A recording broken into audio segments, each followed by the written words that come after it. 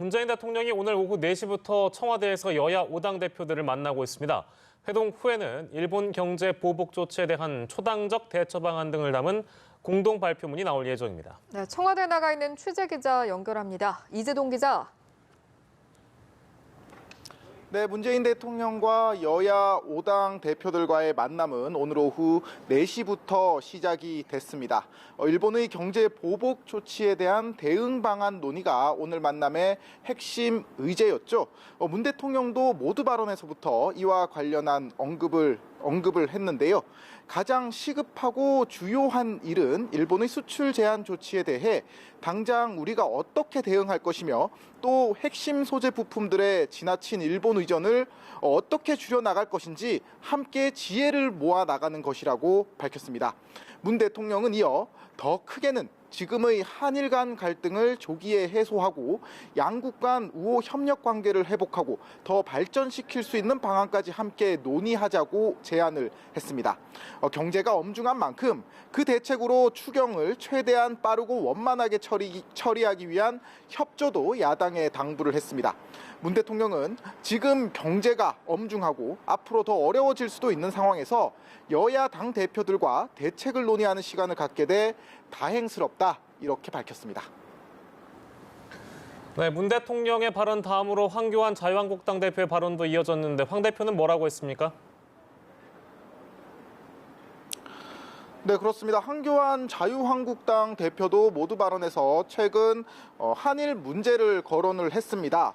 문재인 대통령이 조속히 한일 정상회담을 추진해야 한다. 양국 정상이 마주 앉아야 한다고 생각한다. 이렇게 밝혔는데요. 가장 중요하고 핵심적인 것은 양국 정상 간에 해결해야 한다는 겁니다.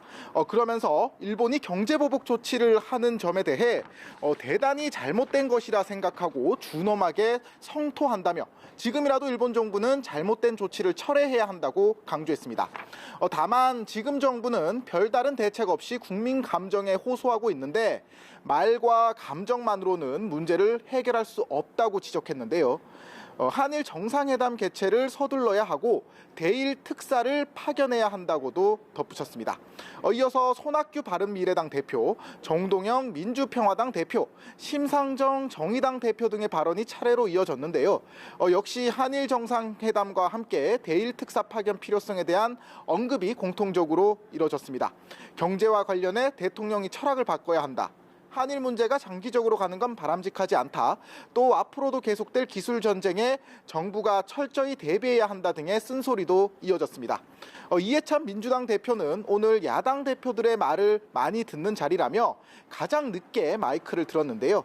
이번 사태를 일본의 경제 침략이라고 표현하며 초당적 합의를 강조했습니다. 오늘 회동 후에는 일본의 경제 보복에 대한 초당적 대처 방안을 담은 공동 발표문이 나올 예정인데요. 발표문에는 일본의 무역 보복 문제에 대해 여야가 인식을 같이 하고 또 초당적 대응에 대해 뜻을 모은다는 내용이 담길 전망입니다.